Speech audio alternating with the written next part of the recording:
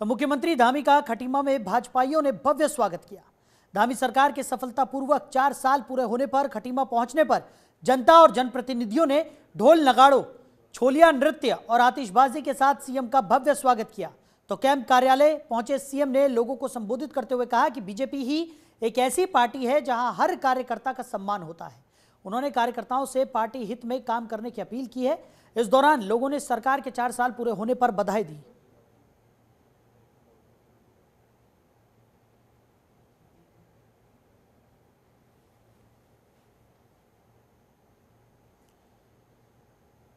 उधर सीएम धामी ने खटीमा के नगरा तराई क्षेत्र में खेत में धान की रोपाई कर किसानों के परिश्रम, त्याग और समर्पण को नमन किया।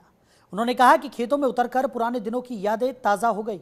अन्नदाता न केवल हमारी अर्थव्यवस्था की रीढ़ हैं, बल्कि वो हमारी संस्कृति और परंपराओं के संवाहक भी हैं। सीएम धामी ने समृद्ध सांस्कृतिक विरासत हुड़किया बाउल के माध्यम से भूमि के देवता भूमिया, जल के देवता इंद्र और छाया के देवता मेघ की वंदना भी की। मुख्यमंत्री के इस सांस्कृतिक जुड़ाव और कृषकों के साथ आत्मीय सहभाग ने क्षेत्रीय जनता को गहरे स्तर पर प्रेरित किया है। तो सीएम पुष्कर सिंह धामी ने धान की रोपाई भी की। तस्वीरें आप देख सकते हैं। बैलों के साथ रोपाई करते हुए सीएम पुष्कर सिंह धामी नजर आए। तो किसानों के श्रम को नमन करते हुए सीएम पुष्कर सिंह धामी दिखाई दिए। तो धामी सरकार के 4 साल पूरे होने पर सीएम पुष्कर सिंह धामी का खटीमा में भव्य स्वागत किया गया। वहीं उसके बाद किसानों को नमन करते हुए भी सीएम पुष्कर सिंह धामी नजर आए।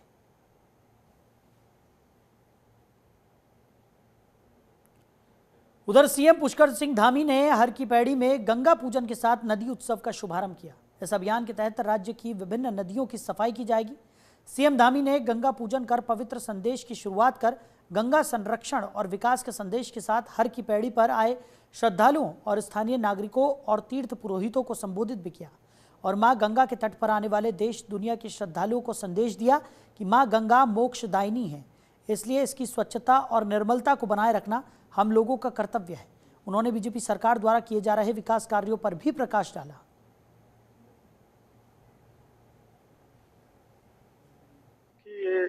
चूंकि ये नदियां हमारे लिए जीवनदायिनी है, प्राणदायिनी है और माँ गंगा के तट से आज हम ये अभियान प्रारंभ कर रहे हैं कि हर नदी जो भी हमारे राज्य के अंदर है या जिनका उद्गम स्थल है या जो गुजरती हैं, उन सभी के लिए हम लोग उत्सव का कार्यक्रम, क्योंकि उनके कारण से जल और जीवन हमको मिलते हैं और हम उसको पूरे प्रदेश के अंदर करेंगे।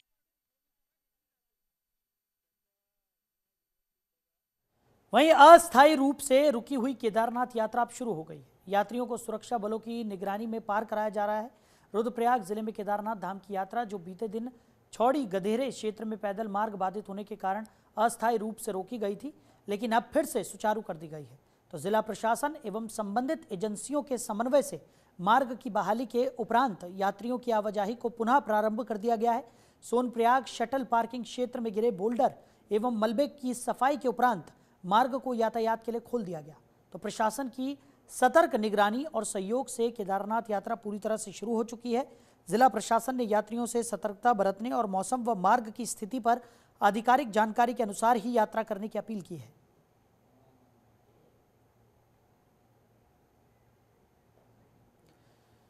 तो बता दें कि मौसम के खराब होने के चलते कई जगहों पर भूस्खलन होने से यात्रा मार्ग अवरुद्ध हो गया था। चारधाम यात्रा में मौसम का असर भी पड़ने लगा था, लेकिन अब एक बार फिर से यात्रा को सुचारू कर दिया गया है।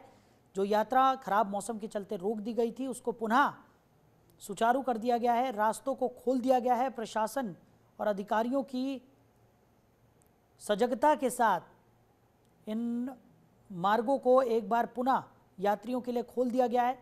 मलबा हटा दिया गया है, बोल्डर्स हटा दिए गए हैं और अब कड़ी सुरक्षा के बीच चारधाम यात्रा एक बार फिर सुचारू होती हुई दिखाई पड़ रही है और यात्रियों को किसी तरह की कोई परेशानी ना हो, इस लिहाज से भी प्रशासन की तरफ से तमाम व्यापक कदम भी उठाए जा रहे हैं।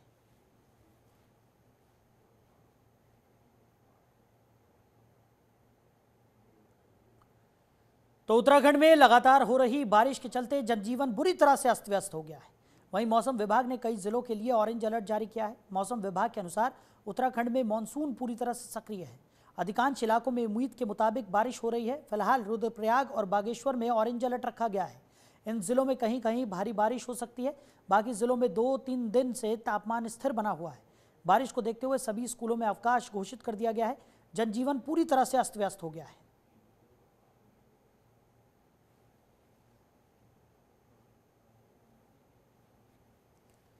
तो उत्तराखंड में बारिश का सिलसिला लगातार देखने को मिल रहा है। कई जगहों पर ऑरेंज अलर्ट मौसम विभाग की तरफ से जारी किया गया है। मौसम विभाग लोगों से सावधानी बरतने की भी लगातार अपील करता हुआ दिखाई पड़ रहा है। हालांकि जिस तरीके का अंदाज़ा मौसम विभाग की तरफ से लगाया जा रहा है उसी के अनुरूप बारिश भी हो रही है और मौसम भी उसी के अनुरूप इस वक्त नज़र आ रहा है।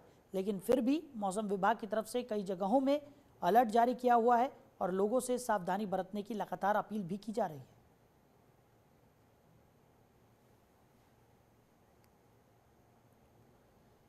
तो मानसून सीजन शुरू होने के बाद जलभराव की समस्याओं को देखने के लिए देहरादून के मेयर सौरभ थपलियाल खुद स्थलीय निरीक्षण के लिए पहुंचे, जहां उन्होंने देहरादून के प्रिंस चौक में जाम नालियों को तत्काल खोलने के निर्देश दिए।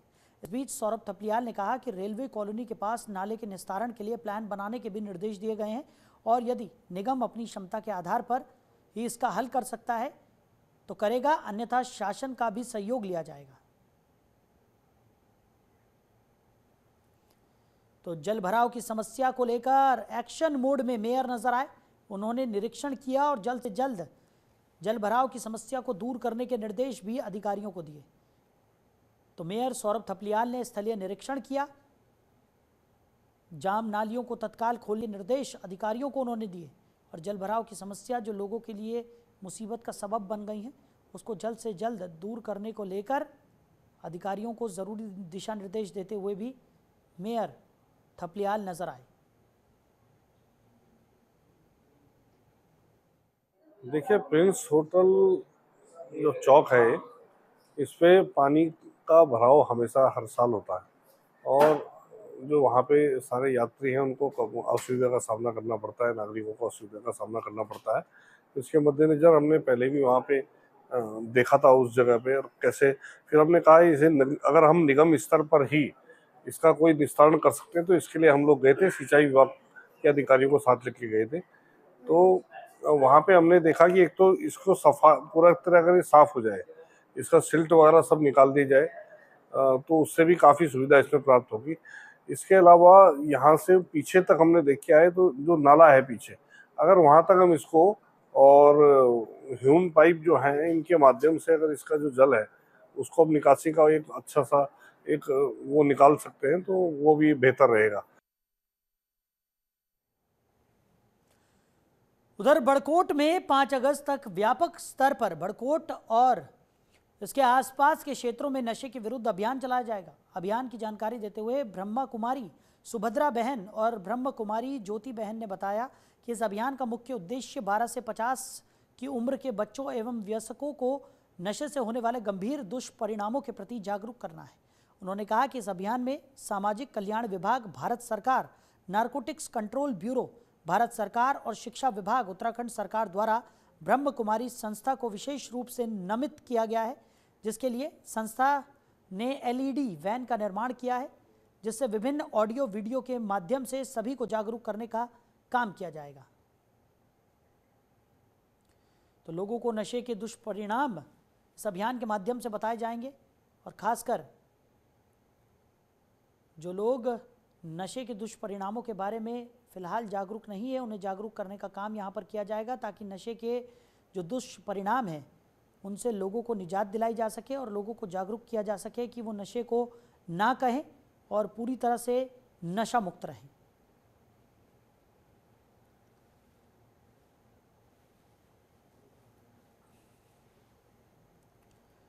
तो हरिद्वार के मुहर्रम को लेकर कोतवाली रानीपुर क्षेत्र के अंतर्गत एक शांति समिति बैठक का आयोजन किया गया। बैठक में ग्राम सुरक्षा समिति के सदस्यों और चौकी प्रभारी मौजूद रहे। इस अवसर पर प्रभारी निरीक्षक कोतवाली रानीपुर ने बैठक में मौजूद सभी लोगों से मुहर्रम को शांतिपूर्ण, सौहार्दपूर्ण और अनुशासित वातावरण में मनाने की अपील की। साथ ही शासन प्रशासन द्वारा जारी दिशा निर्देशों से अवगत कराते हुए सभी से अपेक्षा की गई कि वो पर्व को सकुशल संपन्न कराने में पुलिस प्रशासन का पूरा सहयोग करें। इसके अतिरिक्त ताजिया जुलूसों को पूर्व निर्धारित मार्गों से निकालने और किसी भी प्रकार की अप्रिय या भ्रामक गतिविधि से बचने हेतु सभी को सतर्क रहने की सलाह भी दी गई।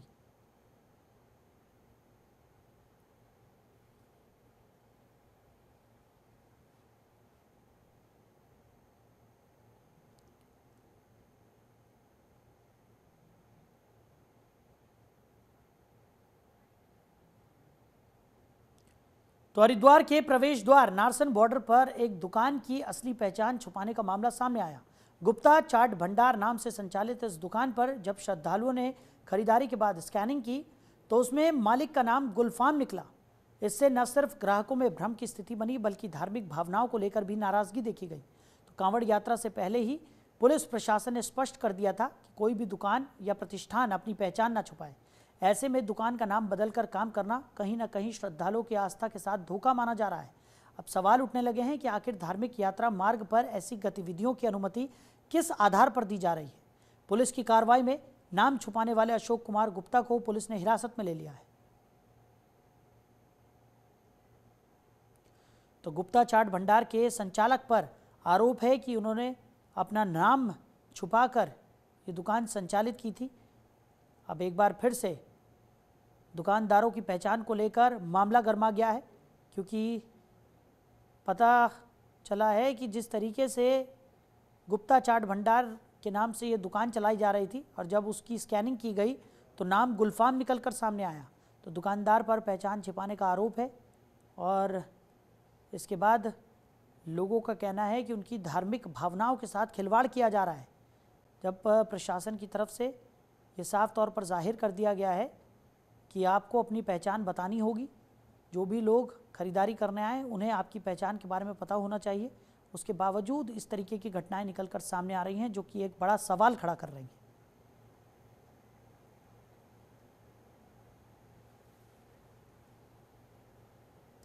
तो पहाड़ों में हो रही लगातार बारिश से यमुनोत्री हाईवे जगह जगह बंद हो गया है। यमुनोत्री हाईवे पर बनास के पास रात भर बारिश से 30 मीटर सड़क धंस गई। धाम सहित आसपास के 1.5 दर्जन गांव का तहसील मुख्यालय से संपर्क कट गया।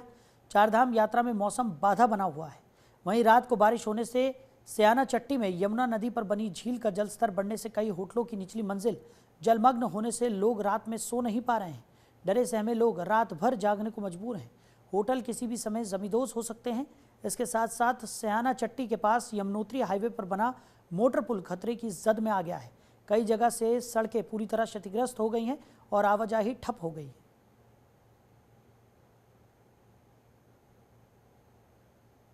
का स्तर इतना बढ़ चुका है कि नदी अपने रौद्र रूप पे है और यहाँ पे 28 तारीख से ये संकट लगातार बना हुआ है।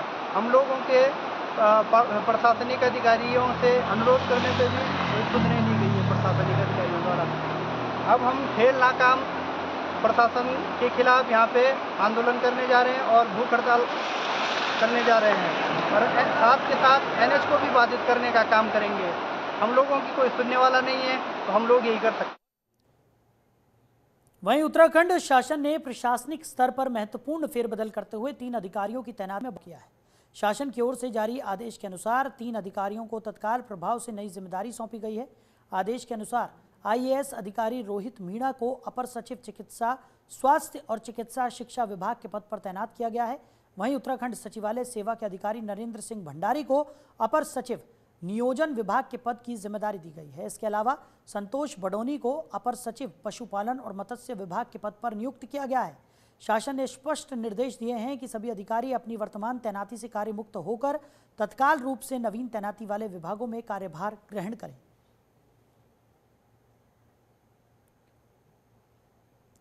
तो तीनों अधिकारियों को नई जिम्मेदारी यहां पर सौंपी गई है। बता दें कि उत्तराखंड में प्रशासनिक फेरबदल किया गया है। तो 3 अधिकारियों को नई जिम्मेदारियां यहां पर सौंपी गई हैं। 3 IAS अधिकारियों के तबादले यहां पर कर दिए गए हैं।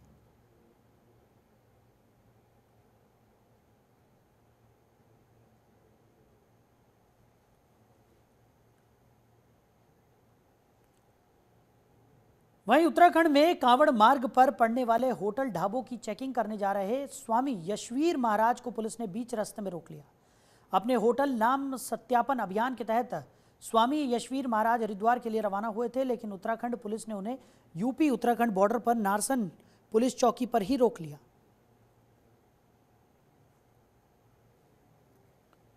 तो यशवीर महाराज को पुलिस ने रोका। बता दें कि वो अपने अभियान के तहत कांवड़ यात्रा मार्ग पर निरीक्षण करने के लिए निकले थे, लेकिन उत्तराखंड पुलिस ने उन्हें नारसन बॉर्डर पर ही पुलिस चौकी के पास रोक दिया। तो होटल ढाबों की चेकिंग के लिए आपको बता दें कि यह अभियान चलाया जा रहा था और अभियान के तहत स्वामी यशवीर महाराज अपने समर्थकों के साथ निरीक्षण के लिए निकले थे, लेकिन पुलिस के द्वारा रोके जाने के बाद उनके समर्थकों में भी रोष देखने को मिला।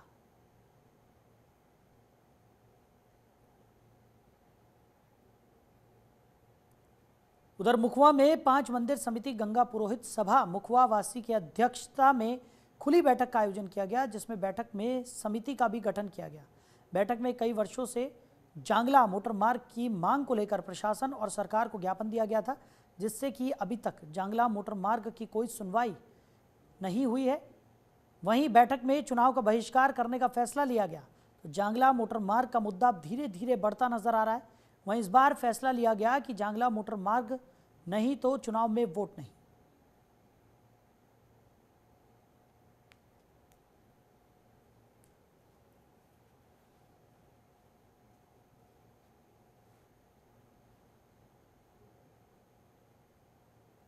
की मांग है कि रोड नहीं तो वोट नहीं। हमारी वर्षों से अंग्रेजों के जमाने से जो रोड है आज तक नहीं बन पाई, जबकि इस रोड से जो सैनिक दृष्टि से भी महत्वपूर्ण है और धार्मिक दृष्टि से भी बहुत महत्वपूर्ण। हजारों श्रद्धालु उस रोड से निकलते हैं। 1 फीट के रास्ते से जो हम बहुत विकट परिस्थिति में उस रास्ते से गंगा मैया की डोली को लेके जाते हैं। जब गंगा मैया की डोली वैशाख अक्षय तृतीया में खुलती है और जब माँ गंगा की डोली दीपावली के दूसरे अन्नकूट के दिन बंद होती है, तो उसी रास्ते से गंगा जी की डोली लेके आते हैं। और हम लोग कैसे लाते हैं ये तो गंगा मैया जानती है या फिर ऊपर वाला परमात्मा जानता है। हमारे जितने भी पुजारी बंधु हैं, हमारे जितने भी ग्रामवासी नंगे पैर में आकर जो गंगा मैया की डोली जो है उसी रास्ते। जांगला मोटर मार्ग संघर्ष समिति का संघर्ष समिति बनी हमारी। इसमें हम लोग सब लोग चुनाव का बहिष्कार तब तक करते रहेंगे जब तक हमारी ये रोड नहीं बनी।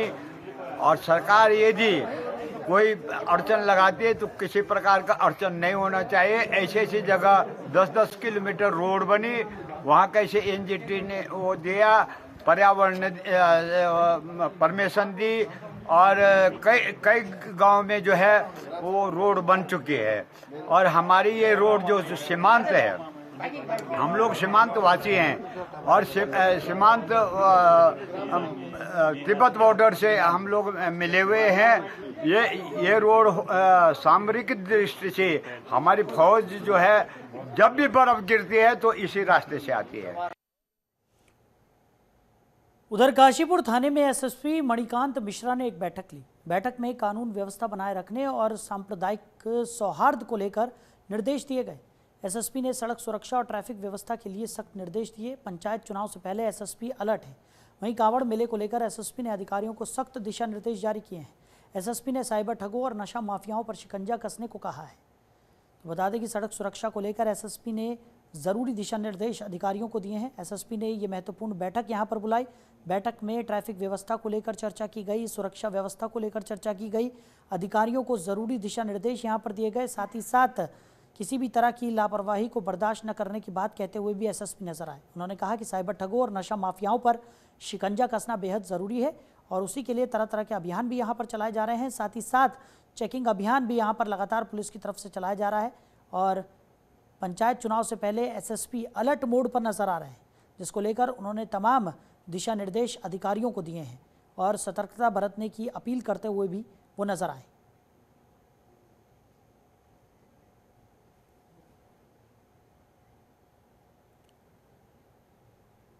उधर रुड़की के मंगलौर में चकबंदी विभाग में तैनात सहायक चकबंदी अधिकारी को विजिलेंस टीम ने 2000 रुपए की रिश्वत लेते हुए रंगे हाथों गिरफ्तार किया। दरअसल सहायक चकबंदी अधिकारी प्लाट के दाखिल खारिज को लेकर पीड़ित से रिश्वत मांग रहा था, जिसके चलते चकबंदी विभाग के सहायक अधिकारी विनोद कुमार को विजिलेंस टीम मंगलौर चकबंदी विभाग के कार्यालय पर रिश्वत लेते हुए धर दबोचा है। घंटों की पूछताछ के बाद विजिलेंस टीम रिश्वतखोर चकबंदी अधिकारी को गिरफ्तार कर अपने साथ देहरादून ले गई। तो रिश्वतखोर चकबंदी अधिकारी के खिलाफ ये बड़ी कार्रवाई विजिलेंस टीम की तरफ से देखने को मिली। विजिलेंस टीम ने चकबंदी अधिकारी को गिरफ्तार कर लिया है। रंगे हाथों 2000 रुपये की रिश्वत लेते हुए चकबंदी अधिकारी को गिरफ्तार किया गया है। बताया जा रहा है कि प्लॉट की दाखिल खारिज को लेकर चकबंदी अधिकारी ने रिश्वत की मांग की थी, जिसके बाद विजिलेंस टीम को इसकी सूचना मिली और विजिलेंस टीम ने रंगे हाथों सहायक चकबंदी अधिकारी को रिश्वत लेते हुए गिरफ्तार किया। तो विजिलेंस टीम ने रिश्वत लेते रंगे हाथों से गिरफ्तार किया है। अब मामला दर्ज कर आगे की कार्रवाई में टीम जुट गई है। तो रिश्वतखोर चकबंदी अधिकारी को गिरफ्तार कर विजिलेंस की टीम अपने साथ देहरादून ले आई।